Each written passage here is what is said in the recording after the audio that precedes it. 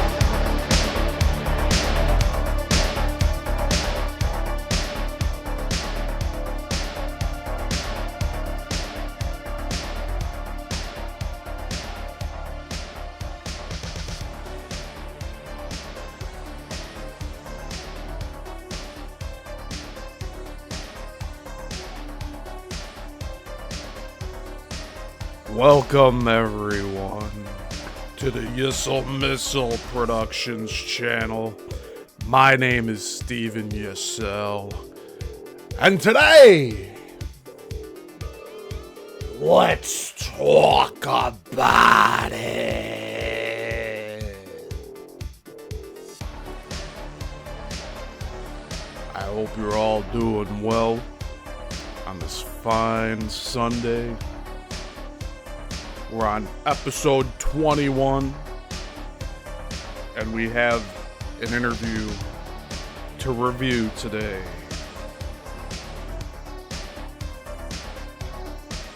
If you haven't already, please hit the like button below. It helps with the algorithms. It helps us get through the permanent shadow ban that we are under. It's been years. I don't know how to get out of it. So please do what you can and hit that little like button. And also leave a comment below as well. All of this helps.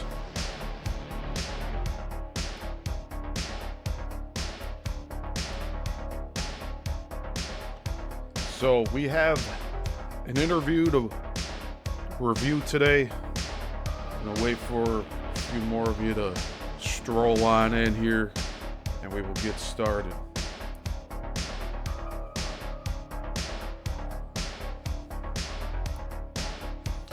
But yeah, it's been a great week.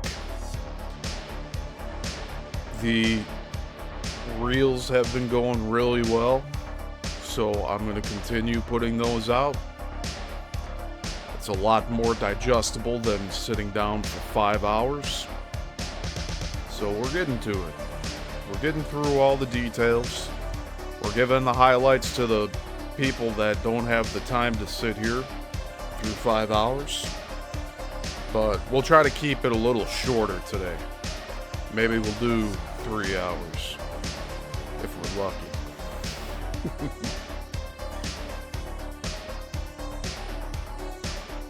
But I hope you all enjoy that new intro. Make sure to go back and watch it if you're coming in late.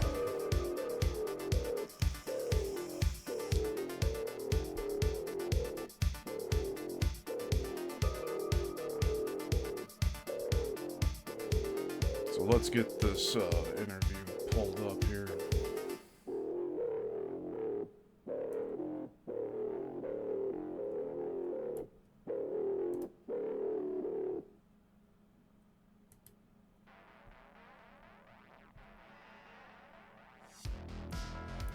I think I transitioned that pretty well. Alright, first and foremost, we need the stream images up here.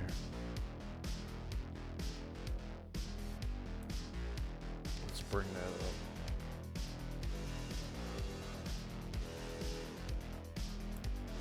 up. Alright. Again, we are live on Rumble and YouTube.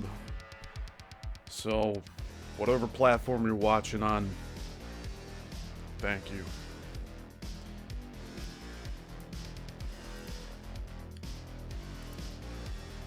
So we're going to be watching a Michael Jaco interview from December. And actually, let's get the still that I have up here for it. Because again, we're not trying to give views to these channels. We're just giving reviews.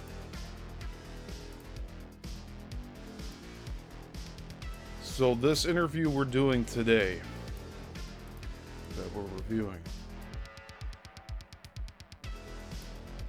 is Michael Jaco.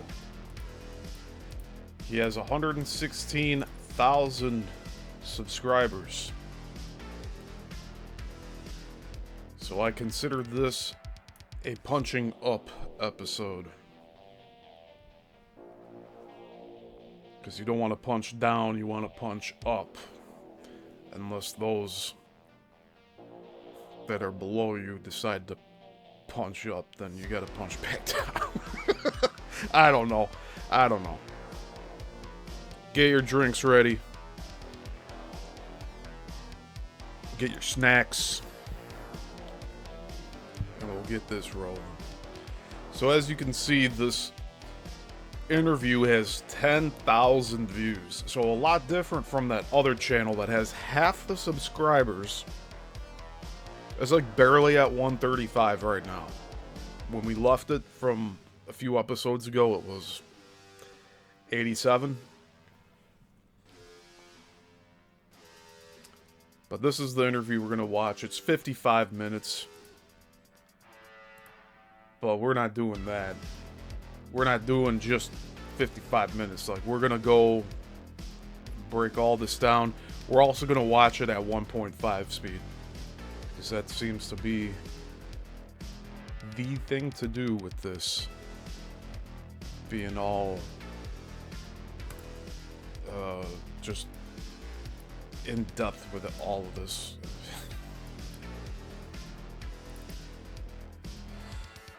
So this is the interview. Just give me a moment here.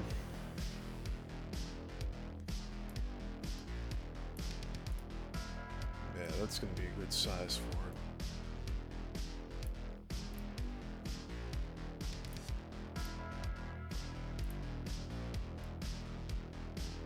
Alright.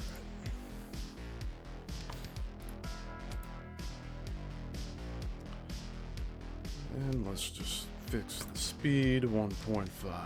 All right. Hey, Zenray. Good to see you. Yes, brand new, updated intro for those of you who enjoy watching those. I added a little bit of humor into that. But everything seems to look good right now with the stream. Everything's rolling. good connection. 10 minutes in, we're gonna get this thing rolling. But again, this is from December. It's really quick.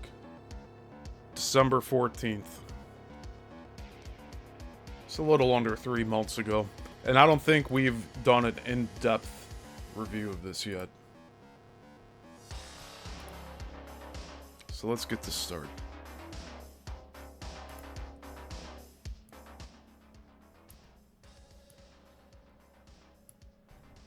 Oh, no audio for you guys, so let me fix that real quick.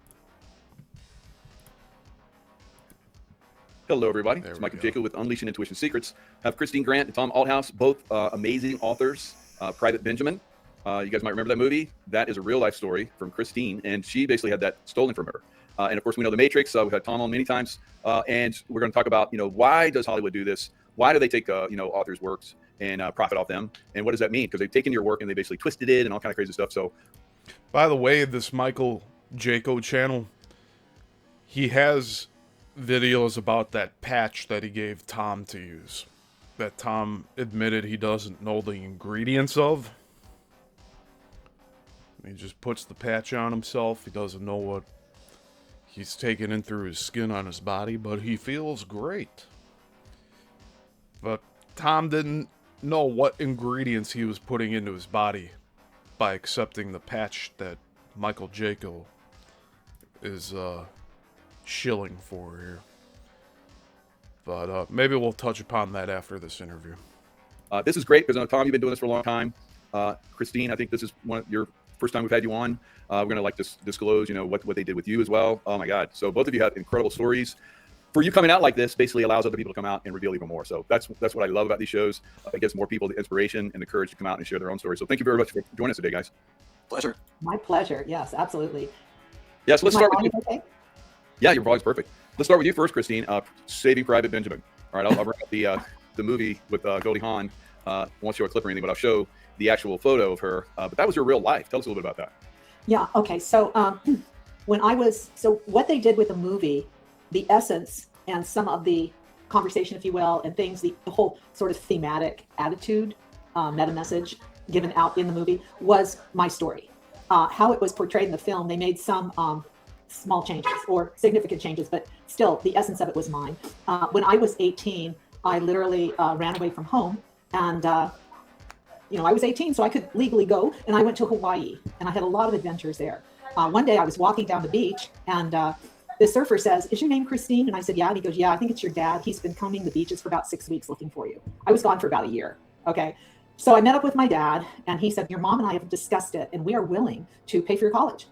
And I was raised in a large family, where we worked our buns off even as kids. And it was kind of, if you want something, figure it out, largely. And so I said, "Really, you guys are going to send me to college?" We promised. Okay. So I come back, and my parents said, "We've decided you're going to nursing school." I said, "Are you kidding? I hate the sight of blood." No. Your mother's a nurse. One of your sisters is now in nursing school. You're not going to be a starving artist. You're going to nursing school. I went, give me a break. I'd given up this huge life, in Hawaii, where I was on 3 episodes of Hawaii Five-0 with speaking parts. I was asked to join the Screen Actors Guild. I drove a Boston Whaler, gave parasailing rides. I mean, Paris Hilton's uncle was my boyfriend. Okay, so I had this big life. And so I'm going to nursing school. I said, "Oh, you've got to be kidding." My older brother says, "I've got an idea. Why don't you join the military?" And I said, "The military? What?" I'm like this blonde beach bunny. He said, "Yeah, no." He said, "It'll be perfect. I mean, come on, you can choose Europe. They'll station you in Europe, and then they'll pick your MOS, military occupational school." That's a lot of jumping around for this chick, isn't it? Ran away from home and got rewarded for being away by being offered to have college paid for her by the parents she ran away from. For you, you'll be a secretary. You'll be. I have no idea who this woman is, but we're watching this for the 2 people on the top here. Little spiky high heels and a beret, and it'll be fun. And I said, "God, that sounds good. Oh yeah, I'm going to do it." So I joined the military, and boot camp was another whole story. I mean, I literally slept under the bed so that I wouldn't have to toss a coin on it in the morning, getting up at 4 a.m. and all that stuff. But then when I got to Europe, they made me put me in Signal Corps, Foxtrot to Blueberry Hill, come in Zulu 9, move your oscillator button. I drove a 2.5-ton truck, 5/4-ton Jeep, put up 75-foot antennas in the middle of the Black Forest. Did I ever really do that once I was there? No. But my biggest thing, my attitude was, are you kidding me? I'm wearing men's clothes. Olive green is not my color. I'm not, what? What is this? And so there was a lot of adventures around that. I actually fell in love for the first time with an officer. That's a whole other story. But when I got out of the military, I was all of 21 years. Did you catch that coffee mug that Tom has there? It says, failure is not an option. All right. Whatever you say, Tom. Old. So I joined as a late teen. I was barely 19 and came out at 21. And I took a college course, a script writing course. And I did an overview of my, and my last name started with a B, by the way. But I did an overview of my story there in the military, my experience, a character sketch, and the first act. The script writing professor worked for MGM, just happened to, right? And he says, A++++, this is the best material that has ever crossed my desk. See me after class. He then just interviewed me, took copious notes for well over 2 hours, just interviewing me and taking notes. Said, thank you very much. And within a year, the movie Private Benjamin came out, starring Goldie Hawn, and which was later on made into a TV series. I mean, the theme of it, the blonde beach bunny that goes to Germany and says, you know, where are the condos, was totally the flavor of my story. Wow. And so in 1989, I was on a ski trip with my husband at the time in Aspen, Colorado, and they had an engagement party for Don Johnson and Melanie Griffith at the Jerome Hotel. So we're in our after ski attire and we're with a couple friends. And so they said, we went to the Jerome Hotel and all these people trying to get into this big party were dressed in formal wear, wrapped around the building. So one of our friends said, oh, let's sneak up the back steps. Okay. Oh, look, there's some grab a tray, everybody. Let's pretend we're waiters. You know, so I follow the guys up the steps in the back of this hotel into the men's room. And they look at me and they said, hello, you're in the men's room. And I said, you're right. Take my tray. And I walked into the party like I owned it. And it was laden with movie stars. You know, just Cher was there. Jane Fonda was there. Sally Field was there. This is 1989. And of course, Goldie Hawn and Kurt were there. And so my husband got in eventually, and he was speaking with Goldie. And by the way, everyone that was at the party was dressed just like us in that uniform, after ski, casual chic. Of course, yeah. Yeah, exactly. So he met up with Goldie and said, "You have to meet my wife. That movie is so much her story, and it was stolen from her." And she came over to me, and she was as sweet as could be, and said, "I want to just apologize. I can't even imagine what that must have felt like to go through that. And I don't know what to say except, can I give you a hug?" She was very, very sweet. Wow. So here you got Goldie Hawn that could do something about the injustice of theft in Hollywood, and she's just like, I'll give you a hug. What a piece of shit.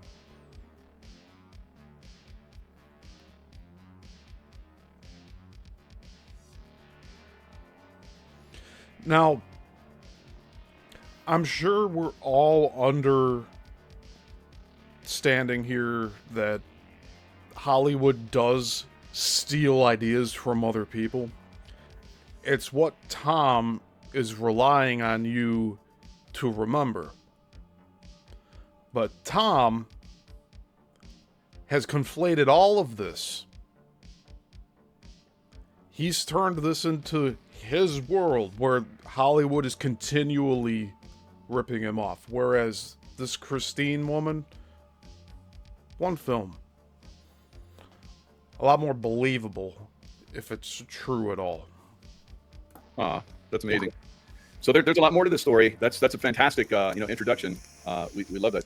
And now we're going to go over to Tom and get his overview of having the Matrix series stolen from him. Tom, thanks. You see how he validates Tom by having this woman on first and sharing her theft story? And then it leads into Tom, and then it's more believable that, oh yeah, also Tom's a victim too to this whole thing. Very convenient. For coming on again, tell us a little bit about your story. My pleasure. Really, it's very much God-centered. It really comes from a Christian boy going to a Christian grad school who, before he arrives there, goes through an experience where I ask. He says he's Jewish. Sorry. He admits when it's convenient for him, he's Jewish. Just like with them when they say that they're white. Tom's doing the same damn thing here. God, if you will, like David with his hands on the altar in the Holy Holy, saying, can we see your face? Can we prove ourselves as your children? It was really very much that kind of idea of I wanted to have God prove all the Sunday school stuff, all that kind of stuff. Here we are. If we're your children, show yourself. Pretty audacious. But anyway, I got this idea that I was being lifted off this carpet in the center of this room in Warrington, Pennsylvania. And the idea was that I could feel this presence, this spirit, and I felt like I was being lifted. It was an amazing feeling. I showed that on the Roseanne Barr show too. And it's like, then all of a sudden this thought came in my head and it just disappeared. It was like I was being trained. Roseanne Barr, the Zionist, which I still have to add Roseanne Barr's admission to being a Zionist on the show that she did with Tom. I need to add that into the intro here to this show. So I'm working on this.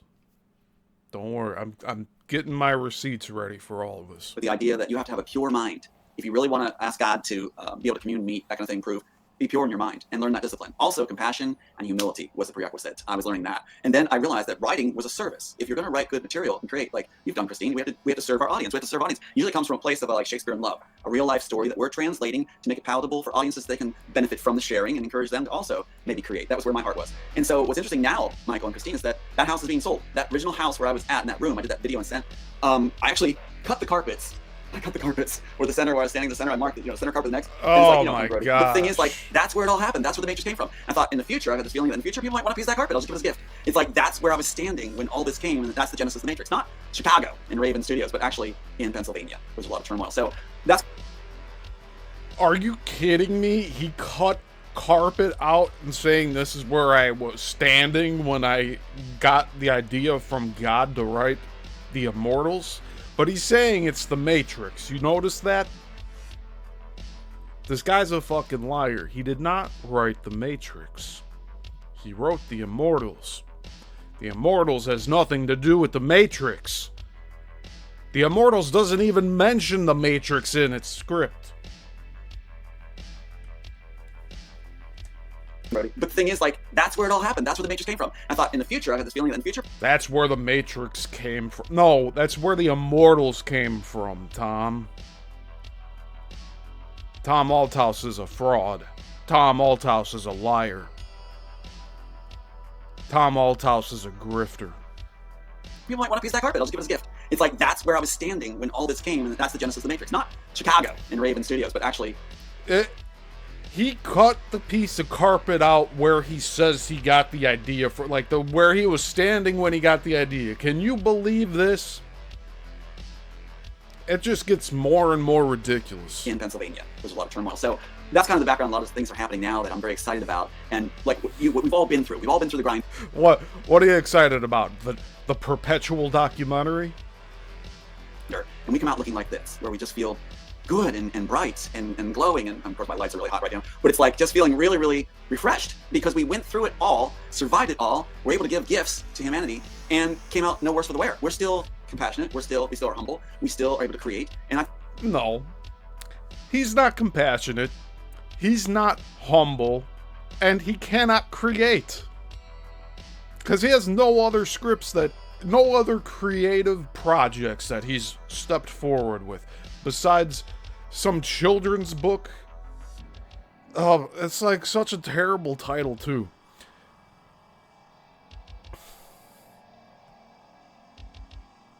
Oh man, there's a lot I want to say about that. We'll get to it. I think that's the real key, is to create the work as a gift and then not let yourself be altered, changed, tainted, or darkened. And if you can do that, you have succeeded. And your children benefit, other ones benefit from you having walked that rail and made it. So I just think I just want to share that. Yes, definitely. And that's a funny thing. These are being made all the time now. They're being made all the time and sent to me. It's so funny. They have one of my mom swinging her hair all. So it's like kind of cool, Christine, when you get that side of it where people start feeding the love, So we're on that side. So I'd say to anybody, hang in there. If you're working from a good heart. They're using AI now to make Tom look good. Hang in there. It'll only get better. But yeah, I guess. Yeah. So both of you obviously have a passion for creating God-inspired work, and it was stolen. And so tell us about why they steal authors' work. Why do they do that? Women first. Yes, Christine. Okay. Well, I have a couple other thefts I'd like to just discuss briefly, if I may. Sure. Okay. First, if you can see this, my Be Friendship Focused Mentor's Guide for Children ages 8 through 12. And it is encourages, it's an 8 to 10 week process that encourages better self-empowerment, conflict resolution. Before I share my story, let me send you to my Amazon store where my book is available for $19.99. And anti-bullying, which we know there's been an uptake on that. It's always existed, but it's really gotten out of hand, especially with, all the social media and blah, blah. At any rate, my daughter was bullied in middle school by mean girls. I ended up going to the National Mean Girls Conference, swear to Buddha, that was the name, in Orlando. Happened to me. Swear to Buddha? So we got Tom, that's a Jew that's pretending to be a Christian. And we have Christine, that's a Buddhist? Serendipitously, the producers who then invited me to speak at their event the following year after I shared about my... Hey, Frankie, good to see you here. Yeah, we're watching an interview from December 14th of just this past December. Michael Jaco has brought this lady on kind of as a padding to make Tom more convincing. That's basically what we've come to the conclusion to so far. My daughter's story. Why? Because my background, I'm a family therapist and also an educational psychologist. And so about a month before I was to go to Vegas to this big event, I woke up and went, oh my goodness, I need a product. So that's when I created this mentor's guide, and working in school systems, knowing that unfortunately there's a lot of good-hearted people, but the training isn't always available, the mentoring and the guidance. And actually, so when I started promoting my program on my own time after school for kids, I was met with a lot of aggression, if you will, from some of my colleagues. This is not your job. You're supposed to be assessing, for special education. And I said, I'm doing this on my own time, and I love children, and they need the help. And my daughter and I created an Oracle card deck. We're both very artistic, and we did a 26-card manipulative, a word for every letter of the alphabet, like A, the word appreciate. We have a painting of a lion looking at a frog, and the opening sentence, what do I really appreciate about you? A conversation starter. Well, I went around the United States for about 2 years, largely on my own dime, selling the books and the cards to offset my travel. Once in a while, I got paid to speak, but I wasn't a keynote or anything like that, so I really did it for the love of the children. And in the process of that, and that's a whole other story, I came across a wannabe talent for singing and created an album, but I don't have to go into that now. At any rate, so there's that. And then I created my other book, which is Relation Shift, How to Write the Words You Really Want to Say. And I coined this sort of unique coaching tool, sort of being like Cyrano de Bergerac. So she misspelled her name in her Zoom here. But you notice what Tom put in for his name? Creator of The Matrix. No, you're not, you lying asshole. In drag. Okay, so I download intuitively the right words that a client wants to say to rebuild, to transform any type of relationship stress or woe within any dynamic whatsoever. People that have been estranged, one man for 30 years from his daughter, one letter she got back in his life. I mean, just amazing things. I write eulogies to die for. I coin it. I do a lot of things like that. I happen to get wonderful endorsements from John Gray, Men Are From Mars, Catherine Woodward Thomas, Conscious Uncoupling, Calling in the One, Ariel Ford, Deepak Chopra's publicist, who wrote The Soulmate Secret, and Dr. Christiane Northrup, who's an icon for women. Both of these books, unfortunately, I started out, the people that were putting on the conferences for the children, they published me initially. I was working full time. I was a single mother, and they wanted me to come back and do more and more work, which I didn't have the time off to do so. So I opted out of their publishing and just self-published. And likewise with the relationship book, I started off self-publishing it. Then I went on the Marketer's Cruise, which is, a very uppity event for a lot of people in social media and marketing and creatives and whatnot. And I met this gentleman who encouraged me very strongly to publish with his firm. And I'll say this much for Tom.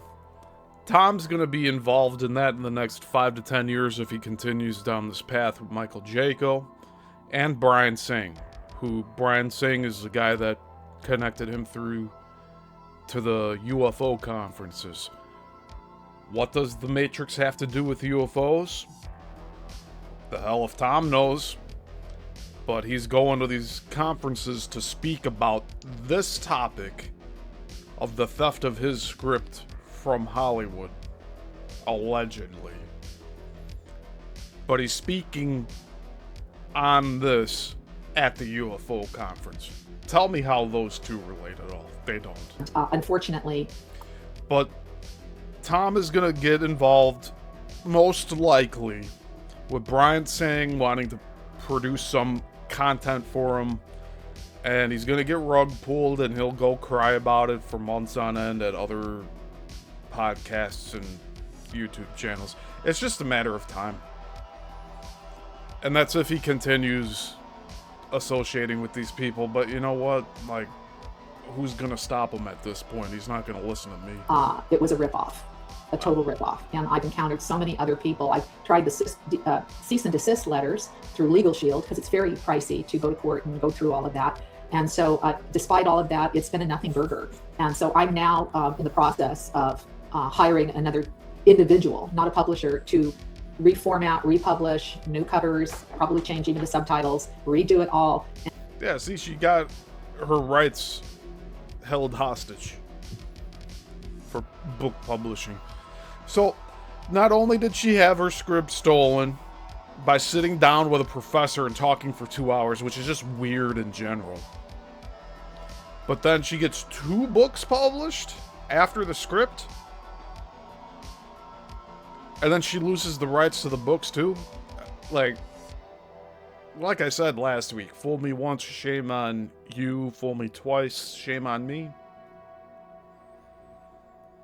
I think that applies to both these individuals here. And then try to promote it to the best of my ability.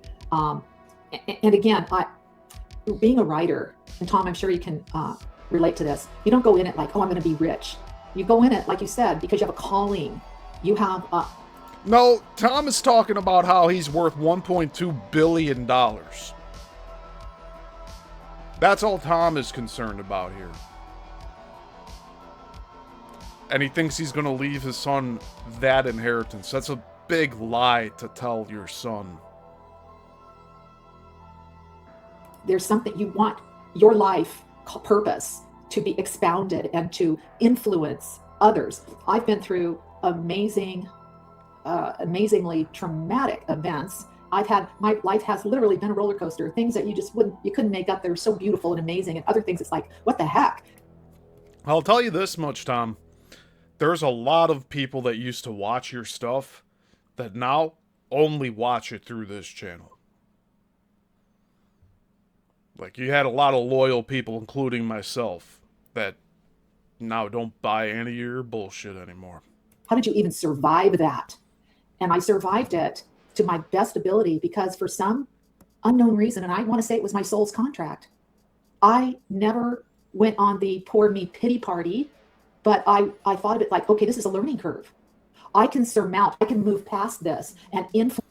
Yeah, maybe 5 more books published and stolen will give you the idea of what not to do. Influence others to do the same. You don't allow other people or circumstances to degrade you or bury you alive. You get your big girl pants on or whatever, your big boy pants, and you show up as a positive influencer. And I won't let, no matter what, no one's going to stop that mission for me to do. So I truly believe that. Yeah, so those are good points.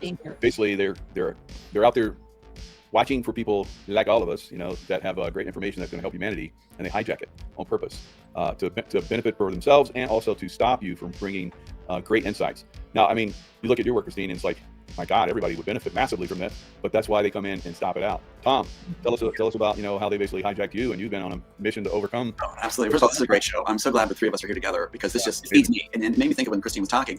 Yeah, it makes Tom look better by having someone else that is claiming to have work stolen. Gives Tom more validity, right? Like, we do it as a service. We want to lift humanity. We want to offer a gift to humanity, and we benefit in the end, whether our intention is or not. We're going to benefit in the end better than if we were going for money or something. And so you asked the question too, why do they do it? And what's interesting is, Michael, things were restored in my home, like original draft pieces and everything. And some of the break-in without a break-in. The feds returned his scripts on his bed while he was at a UFO conference in Florida last year. Really? Really? those original draft pieces were scenes that I have right here that were used for Sense8 after the case was thrown. And again, just a quick flash, we're not going to see anything there. even if we Yeah, tried. better than if we were going for money or something. And so you ask the question too, why do they do it? He is going for money. He's said it several times. Recently, it's the $1.2 billion number. But he was willing to settle for 30 grand in 2014 to make all of it go away so he could move on with his life.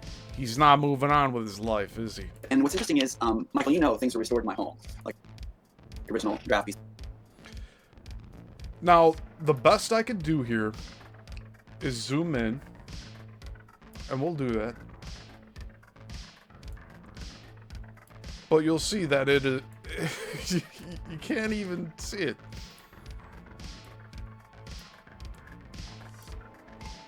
You can't read anything on this. And this is the highest resolution of this video. It's all pixelated. And everything. And some of those original draft pieces were scenes that I have right here that were used for Sense8. It's just going on and on and on and on.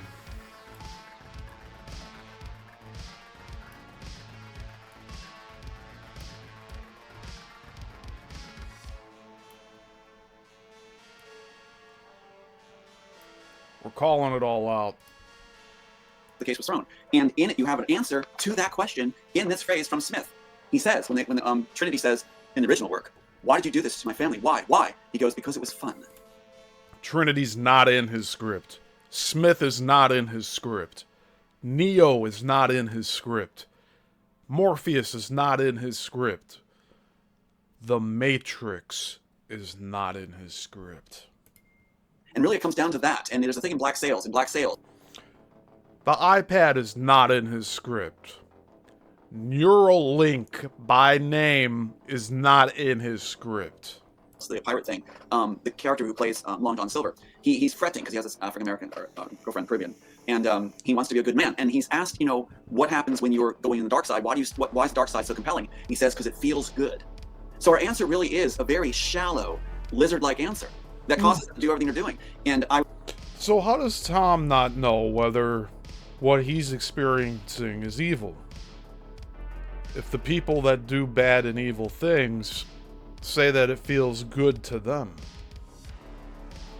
Without discernment, you wouldn't be able to tell the difference, would you? I was told too, don't look for that answer of why they've done it to us, because you're not going to find anything deep, nothing satisfying. You got those that serve and do creative work as a service, and you got those that take because they feel entitled and they want to gain and they'll get it any way they want, sell their grandmothers out. So this scene, though, that I had, I was so excited to get this back when that stuff was restored to my home, you know, and I believe it's the CIA film department that did it. Really, because who else can break into my home and restore the stuff in my bed? The CIA film department. Do you see this clown? You know, it's like, you know, right there's my original drafts that were gone, which is Warner Brothers' plan to stop that. And in this, you see how I call it the neuro link. I call it the neuro right here in the original pages. It's called. No, he's lying again. It's not called the neural link in his script. He straight up lied here. Neuro link, neuro with an O, and then neural with an AL. Neural enhancer, a generic name, not a brand name in his script. No schematics, nothing for a patent, no designs, no theories on how it works. Just in script application. That were gone, which is Warner Brothers' plan to stop that. And in a box on the back of the head. Does that sound like a jack in the back of the neck to you? Like the Wachowskis used? this, you see how the which is connected to Ghost in the Shell. I call it the neuro link. I call it the neuro right here in the original pages. It's called neuro before even they gave it to Elon Musk. Neural enhancer. So Jackson, it's right here, and that was restored to me. It says if the neuro timer is working correctly. Neuro timer. These are all generic terms used not as brand names of devices that are available in his plot. He's conflating two different things to try to take credit for something Elon Musk is pursuing. It's called Neuro before even they gave it to Elon Musk. So Jackson X is right here. And that was restored to me. It says, if the Neuro timer is working correctly, and what happens is, Trinity is actually in the original work, just throws out real quick. Trinity is part of the... Neural means to do with the brain. It's not a copyrighted thing. So this is something else that, like, the judge gave the statement on his whole case that got thrown out because he left his deposition. The judge says that these are all just tropes that are not copyrightable. It's like trying to claim time travel. Smith organization. She's trained. That's why she's so skilled. Is she's trained to be a hit babe, if you will. She's trained to work for the agents. But her memories have been erased, and she was Neo's wife in the original story. And her memories are erased, and she's made like a femme nikita to take out Neo in the end. And what happens is there's a face-off. And if do I have a couple minutes to just read this to you? You want to? Okay, listen to this real quick. I'll try to be fast. But no, instead of Tom taking all the time he needs to get his message out, oh, I'll be really quick. Here's the script. Was that fast enough for your audience? Can barely see it. Get the gist of this, and they put it in Sense 8. And this is the best scene, I think, one of the best scenes that tell you. I was trying to say that women have worth. You know, as a writer, a gift part of that was women have worth. Hollywood didn't know what to make of it. There's stuff guys going like, you know, what do you mean? What do you mean? So you have this where... Keep in mind that Tom has been talking to a female audience for a very long time. And Michael Jaco has nothing but a female audience for the most part. It's a majority female audience. He actually had a panel like Penny Ellie Shepherd does, where it's like 20 people on a Zoom call. And like 18 of them are women.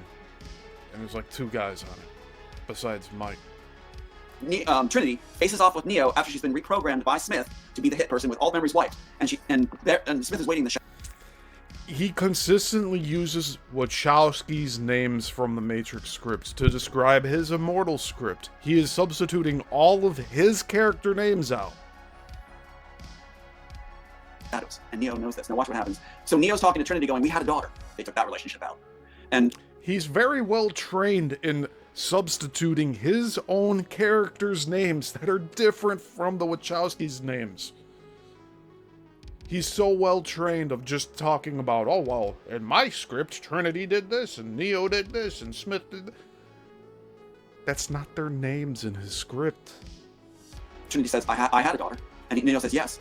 And she's at gunpoint with him, has a gunpoint. She goes, yes, and you killed her. Raises the gun. Like, think about the amount of time and practice that Tom has had to do to just easily, with flow, replace all of his character names as they were in the Immortals and just refer to them all as the Wachowski's characters. That in itself is theft of intellectual copyright, in a way, right? Or intellectual property. On Cooley to shoot and fires. He is trained, right? So she just fires and shoots him. Neo is stunned, as are we, it says. He's wounded. And then you have Trinity go, my orders are to finish you slowly. Right? Now listen to what happens. Then what happens is Neo struggles to maintain his wits and fight the pain. And Neo says, if I killed your daughter... The po-po coming from him? You hear that? It sounded like a gunshot in there. That's crazy. Now watch what happens. So Neo's talking to Trinity going, we had a daughter. They took that relationship out. And Trinity says, I had a daughter. And Neo says, yes. And she's at gunpoint with him, has a gunpoint. She goes, yes, and you killed her. Raises the gun coolly to shoot and fires. He is trained, right? So she just fires and shoots him. Neo is stunned, as are we, it says. He's wounded. And then you have Trinity go, my orders are to What is that? finish you slowly. Right? Now listen to what happens. Then what It sounds like it's happening on Christine's thing. happens is Neo struggles to maintain his wits and fight the pain. And Neo says, if I killed your daughter, then I deserve to die. And Trinity says, shoots again him in the stomach, saying, I'm feeling it. Yes. Now Neo is in terrible pain near panic. They didn't have the scene. Trinity says, yes, you do. Neo, are you enjoying this, Berenger? Or Smith? He calls out to the shadows. And Smith appears.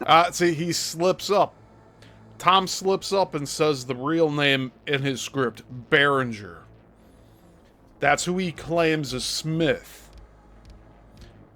But he's practiced so well at substituting his own character names out for the Wachowski's character names that all he does is talk in Neo, Trinity, Smith, Morpheus. No, none of these characters exist in the Immortals. in terrible pain, near panic. They didn't have the scene. Trinity says, yes, you do. Neo, are you enjoying this, Berenger? Or Smith? He calls out the shadows.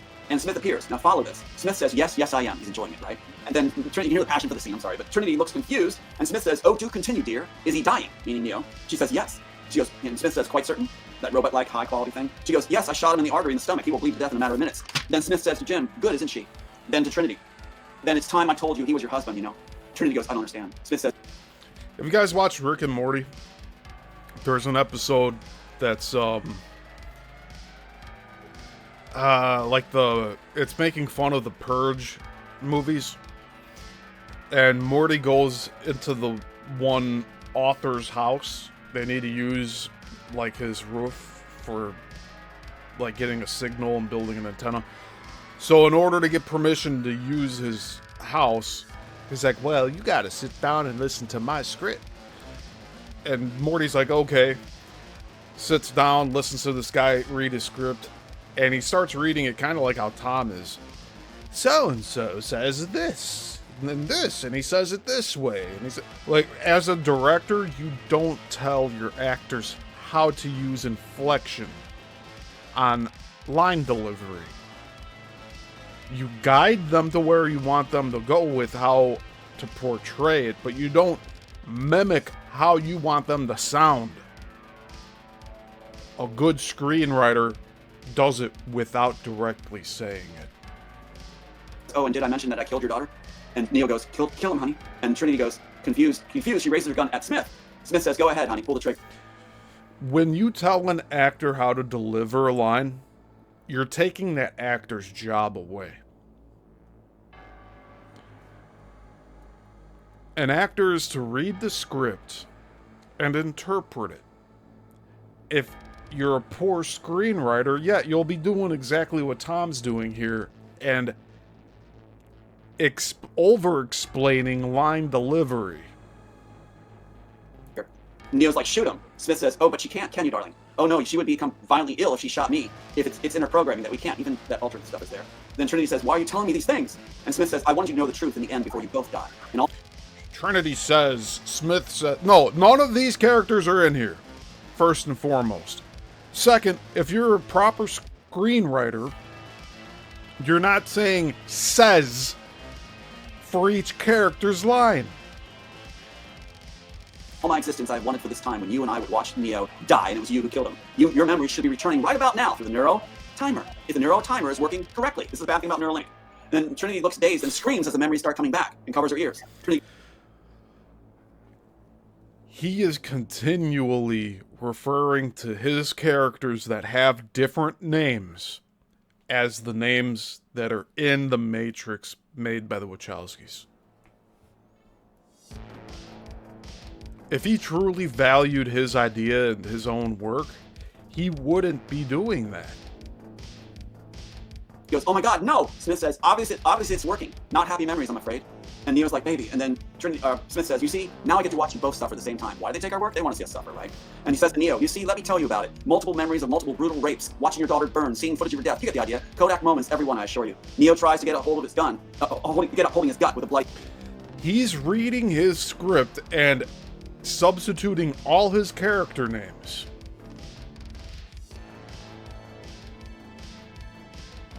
Talk about grand theft of an idea. It's Tom doing it, not the Wachowskis. He can. Smith says, even if you could manage to crawl to me, he pulls a gun. I'll shoot you dead myself. My final treat. Oh, but how boring the world will be without you two in it, which is something I want to address in a moment after you guys share. And he says, without you two in it. Oh, well, all good things, raises the gun. The gun explodes out of his hand as he's had it fired at, and Trinity has shot it out of his hand. She can't kill him, but she can shoot it out of his hand. Smith says, now dear, you're being tiresome now. And Trinity says, near hysterics, here it comes. You know, F you bastard. What do you do? Why'd you do this to my family? Why? And Smith. It's not, those names aren't on the piece of paper he's reading. I hope you all understand this. Like, if you're a first-time viewer here, this guy, Tom Althouse, he's claiming he's the creator of the Matrix. He's not. He wrote a script called The Immortals about bringing Jews back to life through cryopods. And that Hitler's grandson is running the world. Like, What does that have to do with the Matrix again? Oh, that's right. Nothing. Then says, because it was fun, he laughs slightly, not allowed to show emotion. Now don't interfere again. You can't kill me, but I can kill you. And Neo says, what's the difference? We're both dead. Smith, good point. I'll stop right there, because if we get this all restored, we'll actually make the scene. But the point is, all of that's in there. Why they mess with us, how they enjoy messing with us, and the Neuralink will restore memories in a bad way, where they can time it. That is the original Matrix story, where the reason Neo ends up going to Underground is he gets a word, she's still alive. The architect planned it to release at a certain time, she's still alive, to send him on a cause-effect trail to Underground. You see what I'm saying? It's all there, and they didn't know what to make of it. But I love this scene. I think it's very important, because it's a scene that they took the relationship out between Trinity and Neo and made it dumb. It should have been they were in love, married, had a daughter, a little girl at the train station, restored life at the end. And so the end in Matrix, what it's supposed to be is Trinity and the little girl. Train station, as far as we've read from his Immortal script, it has to do with World War II. It has nothing to do with a subway in modern day Chicago, turn of the century Chicago. Restored to life, joining Neo, watching the identical figures facing off. Does it make any sense? Or did I just scramble? It's a lot. Layers. This is layers from the story that they stripped and didn't understand and simplified. That makes sense? So I could go on and on. I won't. But on and on with all these different things that are in there that are layered, and that gets my passion going. And I want to, like we said, we're trying to do as a service to inspire. I can go on and on about how many layered coincidences are in it. By the way, I don't believe in coincidence. But this guy is straight up lying here. I just scramble. He gets right up to the edge of, like, explaining the matchups. And he's like, oh, no, I don't want to take up your time. Dude, you're on this dude's show. It's a lot. Layers. This is layers from the story that they stripped and didn't understand and simplified. That makes sense? So I could go on and on. I won't. But on and on with all these different things that are... I can go on and on, but I won't. What is he doing going from show to show, but going on and on about the same basic step 1, chapter 1 shit? In there that are layered, and that gets my passion going. And I want to, like we said, we're trying to do as a service to inspire other people's passion. When you dissect the scene, there's a lot going on. And it's like, it really shows that, you know, that Smith really has an agenda that's horrible. He's letting the memories restore. So he watches her suffer after she's fatally wounded, the man she loves, but had her memories erased about it, timing it so they come back after she's already fatally wounded, and he made sure that she has. Anyway, back to you guys. Wow. So I have this thing you gave me a video of this, and it's just running. I can't stop it. So that's what's in the background. So I'm just going to ask another quick question. So your passion and creativity, obviously, it's stolen. What did you mean? What did you want for this to be represented as? Go ahead, Christine. Oh, What the heck is... So that's coming from Michael Jacobs' feed. That's nuts. How can you not stop something like that? You're hosting a show. What is it, a video clip that is on loop? It's like some MK Ultra shit. Oh, I'm sorry. I thought you were asking Tom. So you want to know what was the theme of what was stolen from me? Okay.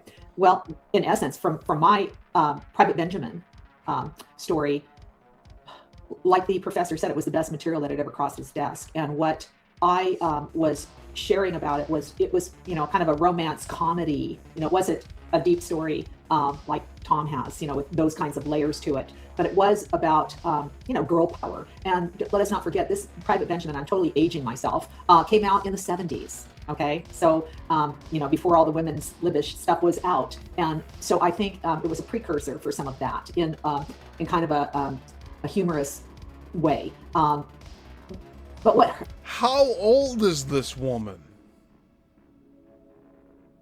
What, is she older than Tom? Is she in her 70s? And actually, if I had given myself the opportunity to finish the whole... She said the movie came out in the 70s. Which means, like, the earliest she could have written the script is in her teens? Maybe in her 20s? Like, am I wrong here? We're talking 50 years removed from that. Story of it would have had the dark side of the moon on that, because I had some near-death experiences when I was in the military and had gone through a variety of wake-up calls to this and that. California Beach Bunny girl was introduced to very interesting times. I'll put it that way. And I learned to kind of, like you say, not fall apart. There were women I was in the military with that had to get out, and they couldn't handle it for one reason or another. But it really, the gift for me was that I got to recognize my own fortitude, and that I didn't have somebody that I could run home to. I was 6,000 miles away from home. My parents did come to visit me once, and they wanted to go to Munich, and I said, "Oh, heck no, we're going to Paris. I've been there." So, but yeah, so if I were to look in retrospect, that story of starting out at a young age and going into this whole other, it's like going to another planet, really, to Germany, and to be in the young age. Hold on, what was that? If I were to look in retrospect, that Talk to Christine for 20 minutes absolutely free. Then you got to pay. Story of starting out at a young age and going into this whole other, it's like going to another planet, really, to Germany, and to be in the whole social political arena of females it was a time when they were starting to go into the military like never before. So it was, very, it was an innovative experience, I'll put it that way. But I think all the bumps along the road there that I had, and it was, I was nearly killed a couple of times. But because I learned to move through it and past it, I'm pretty much a fearless person. And Michael, I think you could probably attest to what I'm saying, because you were in the military and you, I'm sure, encountered some pretty heavy duty circumstances. And when you can rise above it and move forward, and even though in my experience, we were so belittled, in many ways, because I wouldn't date the guys, I was put into a closed off dark room where I was taking, old papers from manuals, and what was outdated, removing them and putting new ones in all day long by myself, because I wouldn't date the men. They gave me the worst jobs. And then when I got my gumption up and I said, okay, that's it one day, somebody just said something that said the wrong thing, I got my Irish up and I just stomped out. I said, that's it, I'm done. I am done. And this guy's marching after me, hey, Private, what do you think you're doing? And I got up to the captain's office and I said, I'm not, no one's treating me like this, what I've just gone through.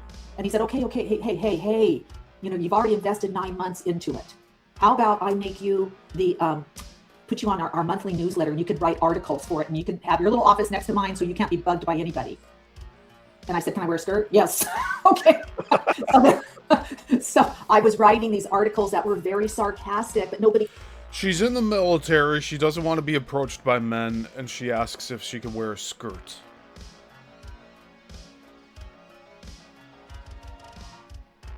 Caught on, okay.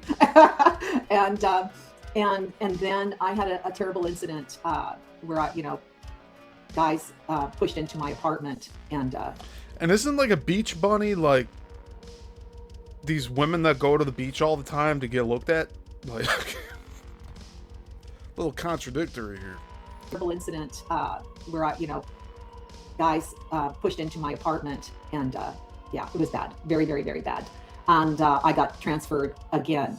The first place that I ended up was a town called Permessance near the French border, near Trier, France, famous for their shoes, but I'll tell you, they were all the wrong kind, clodhoppers. But anyway, I grew up in Southern California. My dad's best friend happened to be African American. I did not ever have any issues around people of color, but I turned out to be the only Caucasian female in the unit.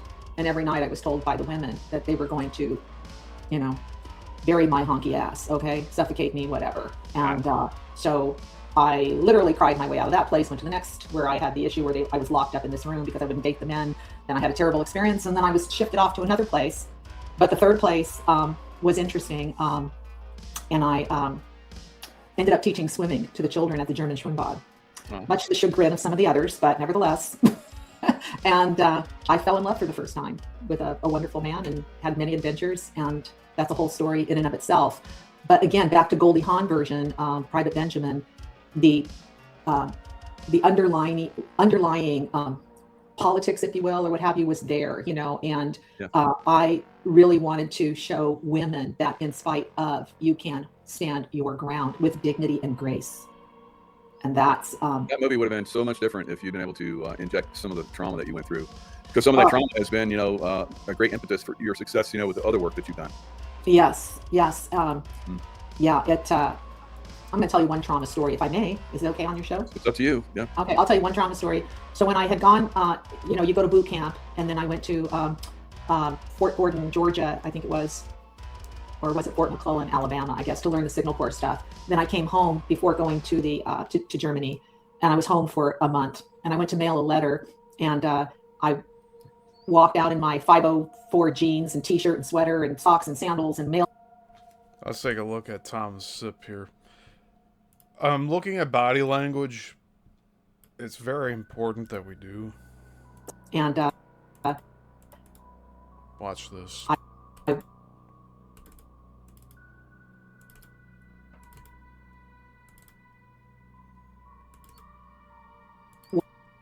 Walk down.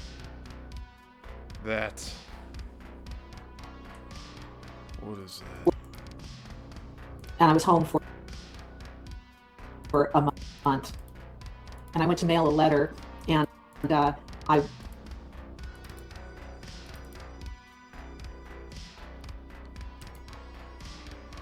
we have to slow it down a bit.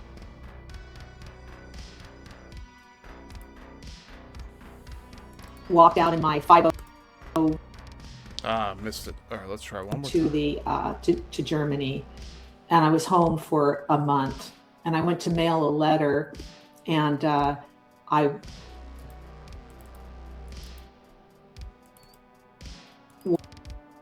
walked out. There. This like little twitch he does. You see that? And that's scary. What are we? It's at 38 minutes in there. to the to Germany, and I was home for a month. And I went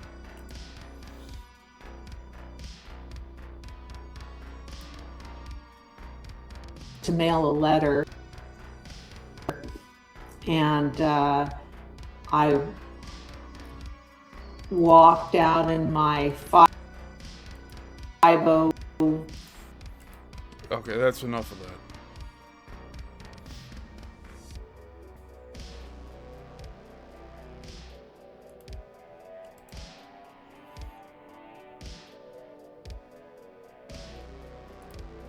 We're actually making really good time today. We're going to be finished with this interview in a very short time here, which is good. Jeans and t-shirt and sweater and socks and sandals, and mailed the letter. And I thought, God, it's a beautiful day. I used to be, I used to surf all the time. So I'm going to go down and see if I can see some of my surfing buddies. So I go down to San Clemente Beach, and it's around dusk. It's in May, the month of May. And I walk out, and I'm looking, and all of a sudden I feel this body next to me. It's this giant Marine.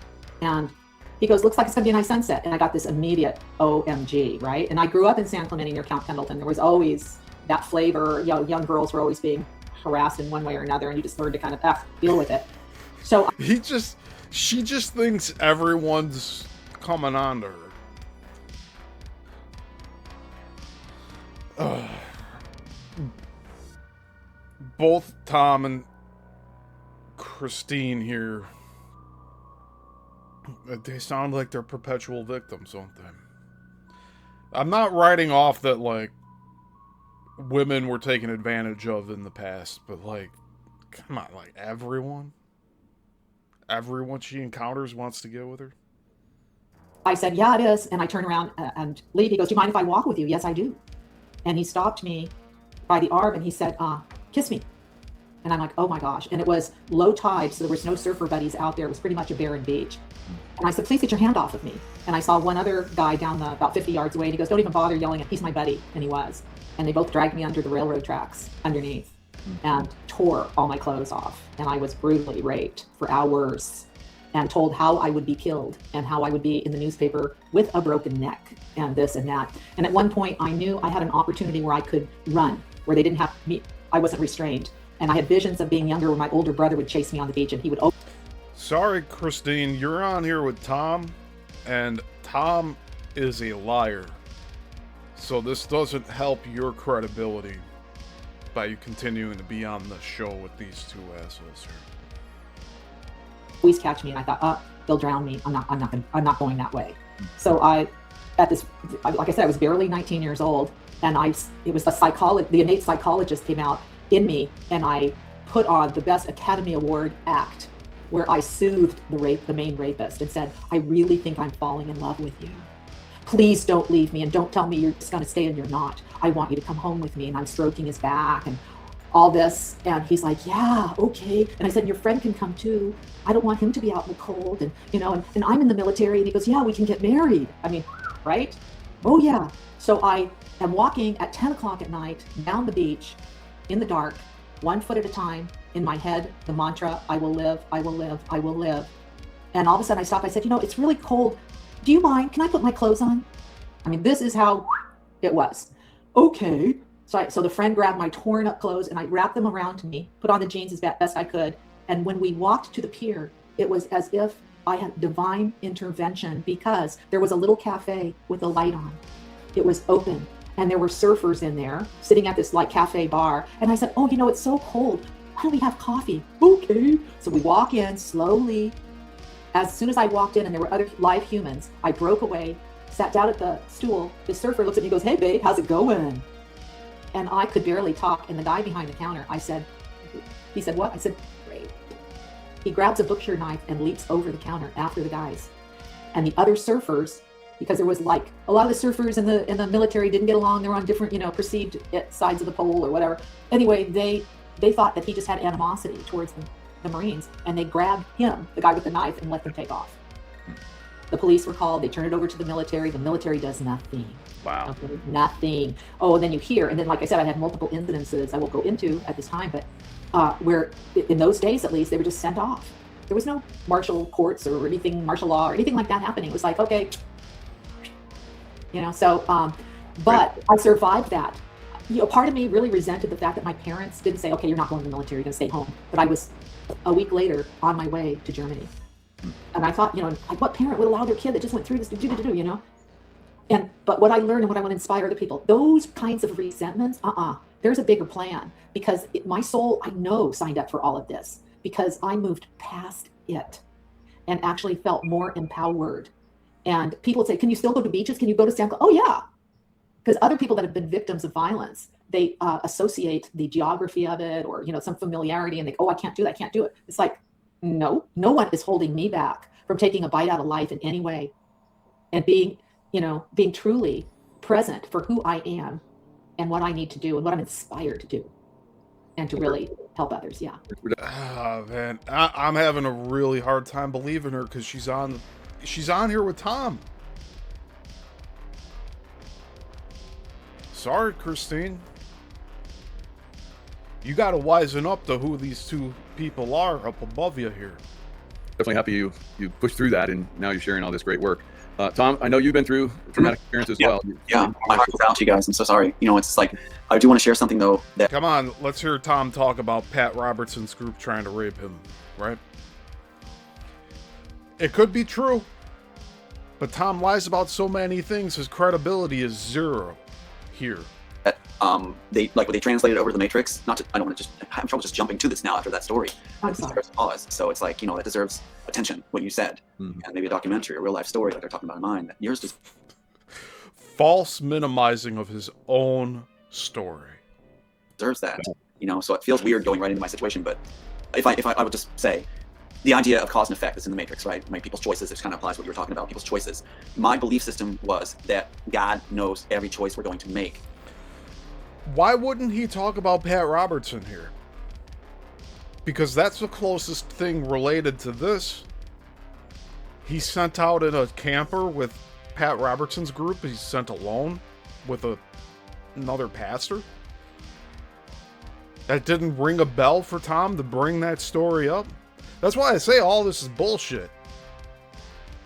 And that as his children, that every choice we're going to make, he knows ahead of time, and that he gives us clues to that. Remember, I said I wanted to see his face. I wanted to have her prove ourselves. I get like a chance instead of revelations to prove ourselves as his children. And these things keep happening to me now, like this clothespin right here. The name Greg is on it, right? What's interesting about this clothespin is we did the garage sale, got my mom safely down to Texas now, right under the nose of that FBI congressman. If you know my story, that he's been trying to, Baker Act constantly. Why? Because I wrote I've been to an event where probably CIA type came and targeted you. Yeah, right there. Yeah. And so,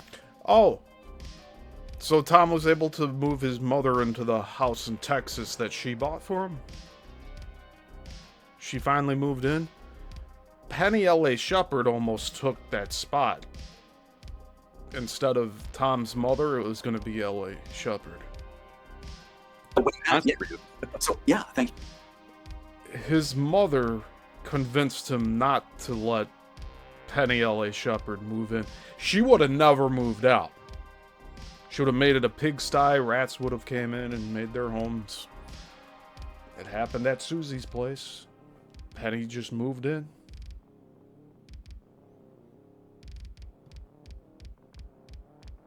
Tom was ready and willing to bring Penny into his house until he ran it by his own mother, and his mother said no. Well, that's good that she's living there now with him, right? Yeah. And it's like, so I put on all these clothes that my mom was selling, including all this stuff, have a garage sale while we're doing interviews, while we're clearing the house out, getting ready for sale, the Matrix house. And so I'm taking clothespins down. I'm thinking about the guy who worked with me, who's like a childhood friend that worked on the Matrix house. Is that why he cut a piece of carpet out and said, this is where I stood when I got the idea? I thought it was with Pat Robertson's group when that happened. the fight sequences with me and did an affidavit to that effect, and he had spin it proof or seen that the work was finished in 93. So I'm thinking about Greg and how I don't see Greg anymore, and I'd like to contact Greg. The next clothespin I picked up was this, and had Greg on it. And there's another example is I want to share with you, just to give encouragement to people that God, I believe, not to be preachy here, but I believe God knows like you said, Christine, he allows us to go through these things because I think the creative work in our case is coming out of what we've gone through. You had to be in a dark place to write The Matrix, right? And your story is riddled with that also. And so he did not write The Matrix. Again, he's claiming he wrote The Matrix. He didn't fucking write The Matrix. The creative work in our case is coming out of what we've gone through. You had to be in a dark place to write The Matrix, right? And your story is riddled with that also. To the one commenter that said I'm spewing bullshit, saying that Tom never claimed to have written The Matrix, he just did it again here. Like, I'm going to keep calling it out every time he brings it up. He's a liar. That's what this show's all about, to bring to light all the lies that this asshole's perpetuating onto the public here. And so what I learned is that, like, another thing, I was thinking the other day about Game of Thrones, because that was done in-house with Warner Bros. and HBO, who put their names on Here he goes. Here he goes, bringing Game of Thrones into it. my copyright title, Mortals. And then I was thinking about the tickler, believe it or not. Now here's another example of the clothespin idea. Is God there? Does he have everything there instead of just red dress, cause and effect? Or are we slaves to that? Or does God already have a plan for us and working together to make everything happen exactly as he wants it in his timing? So what happens, I'm thinking about the tickler, that very phrase, the tickler, which was a torturer in the Game of Thrones, if some people are familiar with that series like that. And so then I go to play this podunk game, which as a creative, you probably realize, you know, if you'll watch, do something non-thinking to free your mind. You have to do an activity to free your mind from constant creativity. So I picked this, not to knock it, World of Tanks. It's so simple, it's insane. It's like peeling an orange. So I'm playing World of Tanks just to just do it, just clear my mind. And the first tank I'm facing is the tickler. It's all the names I could choose. So I'm going to say God knows exactly what our future is, our interactions, what choices, and the beauty of it is. So Tom spends most of his day watching Netflix and playing the video game World of Tanks. You heard it from him here. If we are one of those that serve instead of feel entitled, we have a beautiful future ahead to meet amazing people like yourselves together and do great work. And it's almost like I feel God's blessing us ahead of time because he knows we're going to make good decisions. And in the Matrix itself, the idea is also like you can trust yourself, you can trust others, and have beautiful relationships around that kind of idea. It's like I believe in the Matrix itself. What I was trying to put in there was man tries that with God outwits man, because God already knows this is what's going to happen. Man doesn't realize God already has it planned out. So we keep getting these clues that show us. Tom is 66 years old. And he's playing World of Tanks and watching Netflix. Yeah, Mom, give me 1 minute. I'll help you with the garage sale. And I found another matchup on the Game of Thrones. And World of Tanks I was playing earlier, it had a name from Game of... Like, dude, what the fuck is this guy doing? I mean, there's no debating it. That is amazing. And more as we get to the finality of our journeys, we realize we have nothing to feel sorry about, nothing to feel guilt or anything. We've walked. There's the narcissist. Nothing to feel guilty about, nothing to feel sorry about. The impossible walks, the impossible dream. And to do that, you come to a beautiful time where you realize you walked a golden walk and you get to share it with others. It's like that Troy movie. I was in the time of Achilles. I was in the time of Ajax. I was in the time of Christine. I was in the time of Michael Jacob. And it's like I celebrate this time because we've done well. We've done very well. The audience, the world will catch up to realize our work. We have the proof and everything, and the more the other side dance, the more they're going to be confused. We have the proof and everything, but we'll never show it. Here, let me flash the script for 5 seconds so you can barely read it. And run. But what's happening right now, one last thing, I don't need to take up all the time, but what's happening right now is... I don't mean to take up all your time. You have the floor, asshole. Share your story. Get to the point. But you know he's not going to. Netflix is trying to do a takeover of Warner Brothers, but they're all the same animal. The same people are at Netflix that are at Warner Brothers. And you got this thing with the Obamas now. The Obamas did this huge investment. It says the Obamas are connected to Netflix through their production company, Higher Ground Productions. They signed a multi-year deal with Netflix to produce television shows and movies. They're going to try to claim credit for The Matrix along with Warner Brothers. Meanwhile, Paramount's trying to do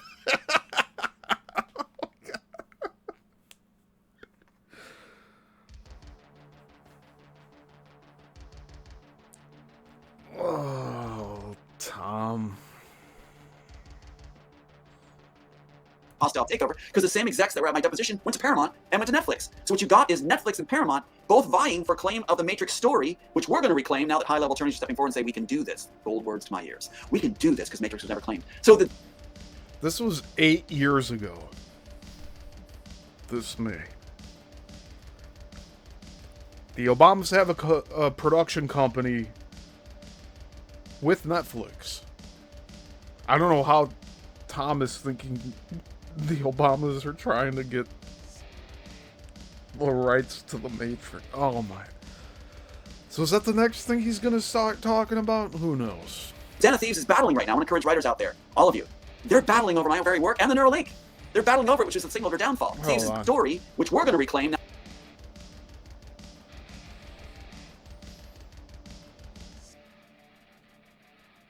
Oh, wow.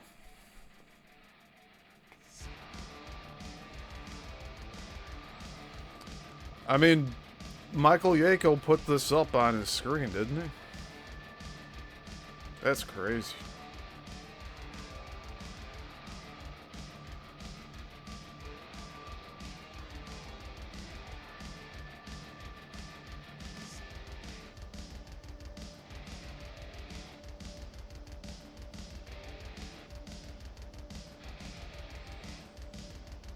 From Tom, and they said that they're standing by to come out a few minutes early.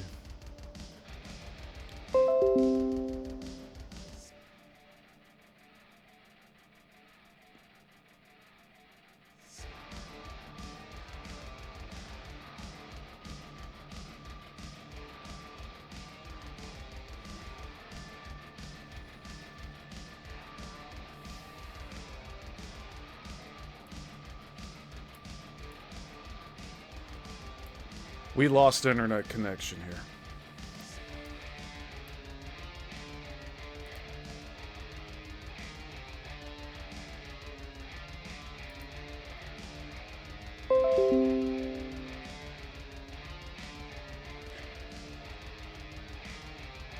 The internet cut out of OBS while I was showing that.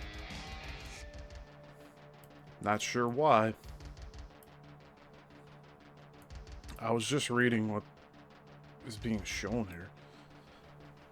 It says, I would love fielded to a question of elements that were intended in the original works, content or themes close to the heart, that were altered or left out in the remakes of the work. Well, we never get to that. He always wants to wrap it up quickly. We're never going to get detailed information from Tom. I think that's a given now. Now that high-level attorneys are stepping forward and say, we can do this. Gold words to my ears. We can do this because Matrix was never claimed. So the Den of Thieves is battling right now. I want to encourage writers out there, all of you.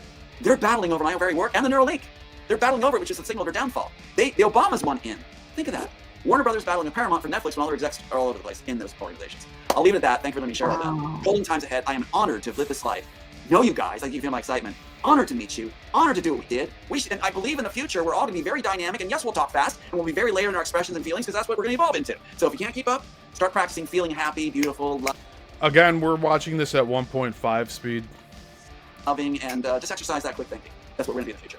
So. And may I just say this? I'm so glad this is not AI. Guess what? Our conversation is coming intrinsically from who we are Okay. Yep. And when I talk, like, you're a writer, I'm a writer, we're speakers. Words have frequencies.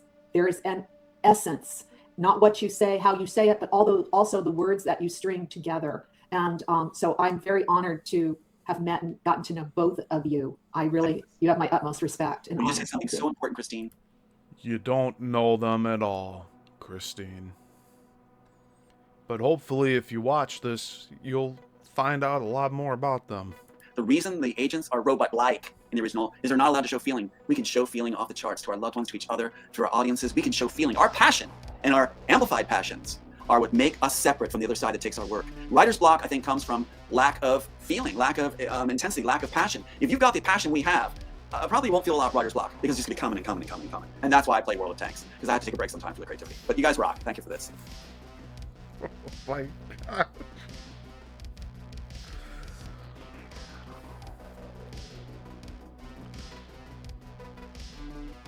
He ended his portion of this interview by saying, "And that's why I play World of Tanks."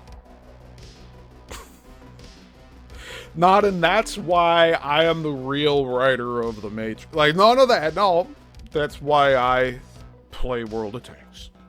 Thank you for this. No, yeah, so much fun. Yeah. I think writer's block often Oh, there's the inserts for a second. Oh, thank you very much. comes from the ego. Thank you. Okay? Thank The ego you. is what blocks us because Yes. we're so, sometimes more interested in how somebody's going to receive what we say rather than speaking from the heart, Yes. the higher heart. And when I help people to download the right words for what they really want to say in my relationship process, my inspired heart letters, it's because I have my own ego. I don't have the clients. So I leap over that and jump into their higher heart and help them. It's a cooperative procedure. Thank you for saying process. that. Yeah. Thank you for saying that. Because I would tell people too, if you want to write great work, get rid of your arrogance, get rid of your ego, do it as a service, and learn. Tom has never gotten rid of his arrogance here. He doesn't show any humbleness. Like, oh.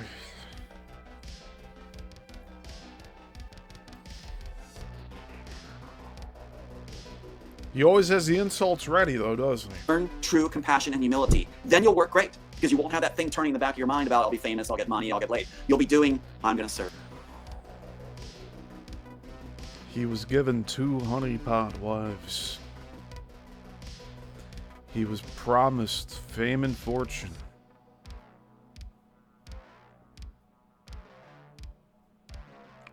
He believes he can go to court and win $1.2 billion. These are things he said, not me. Like, I'm taking this from what he has said. Everything that he just said here is a contradiction of what his actions truly are. I want to do the best possible. Let me tell a passionate story. It's like the old stories in the ancient times where they go around the campfire and the storyteller would come and share a story, would enliven the children, and they'd feel it just from the words around the campfire or by the fireside. And that's how they did in the mid-ages even. And we are storytellers once again in the purest form, all of us. And that's what it needs to be. Not this mega monopoly on, like Bill Silver said, on create art, I acquire it. Well, you have to have it come from some source. Back to the fireside, back to the honest feelings for each other, and lifting humanity will have a good end and a good course in development. But thank you for this, guys. A pleasure. Real pleasure. Yeah, thank both of you. This is And kumbaya, right? amazing share, and sharing like this, will awaken people, and awaken people to the corruption that's out there. And I've seen in the chat. There's a lot of people talking about how they know people that had their work stolen as well. So it's not we're not the only ones. Not at all. No. There's many have gone through this. So you guys both have amazing stories. So thanks for sharing. I appreciate it. Thank you. Yeah, I just like to add my book is also in Audible, and I laced in all the music that I wrote through my Love Letters by Tina Rose, my performer's name. My middle name is Rose, album, and that's all in Audible. And Very nice. so that was a fun experience to do, and I'm Excellent. very happy to You can share have both that. your links in the description box. So if anybody wants to see any of your work or participate, I know Christine, you actually have people that you work with, so that's fantastic. So definitely connect with them any way you want. So thanks a lot, guys. Thank you. Thank you so much. Yes. Hello, everybody. Wild. It's Michael J. And then it's replaying here. So that's one of the shortest interviews that we've watched. 55 minutes, but we didn't have to stop as often, thankfully. It sure is wild, though, isn't it?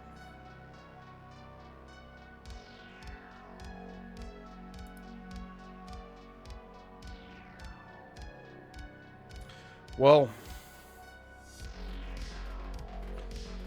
I did want to keep today's show short. And it looks like we succeeded, didn't we? I don't know. So what we just watched was something from December. And there's plenty of more interviews for us to go over here on this channel. But that's one of the recent ones that he did. So I tried to look for recent interviews from like the past month of Tom, and just nothing. Which is kind of weird, to be honest. And I wanted to show, yeah, right here. Give me a moment. Watch this. So Tom's Twitter.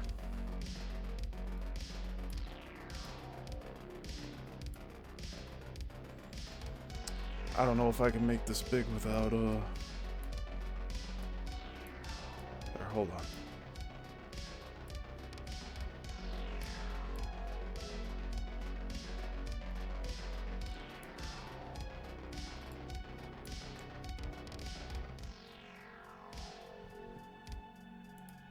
His most recent tweet from February 24th has 71 views,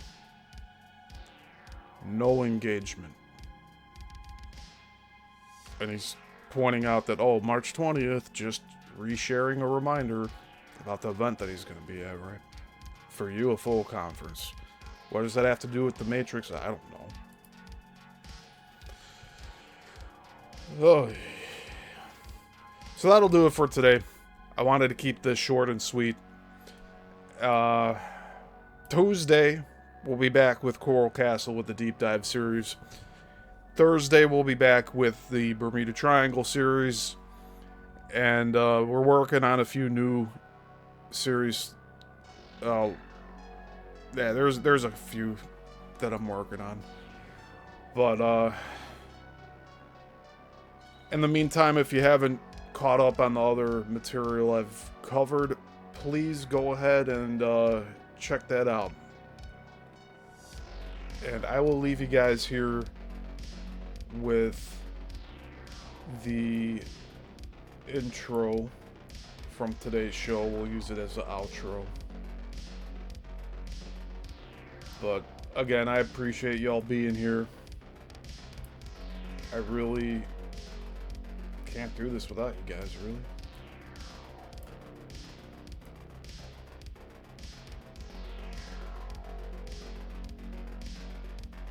I didn't mean to do that. Alright, there we go. Okay, so I'll leave you all with this intro, outro. But thank you for being here. And until the next one, class dismissed.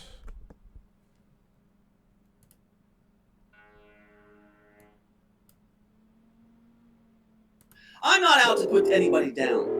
No one. I don't want to be drawn into so-and-so and so-and-so, and he's putting down so-and-so. No, I don't have time for that. And so I'm holding this up because I think it's kind of fun. I'm in danger of being ridiculed by an evil snowman. Oh my god! I mean, that hat, the hat is nowhere else except on Burl Ives. Facial fur. That's what I'm dealing with. It's like, they're yeah. part of the Nephilim clown bloodline. It's incredible. It's like, yeah. I mean, that's a nobody player. Pardon my French, but you're an asshole. People like myself. Asshole. We're quick to forgive. We're quick to embrace. We'll be like somebody says, "I'm sorry for," you got me. Let's celebrate. That's how we are. Instantly forgive. This garbage of false glory has got to stop, and I'm tired of it. Let's stop being turned on each other. And let's stop looking for ways to accuse each other of turning on each other. And let's start lifting each other. And we've got this. Those 14 other screenplays going on 15 I have is for the New World Order, New World.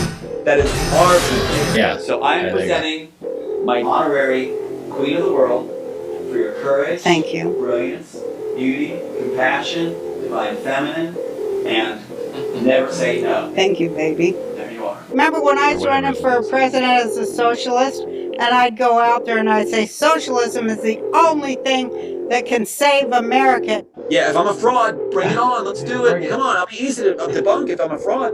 For me and the Lord, we got an understanding. We're on a mission from God.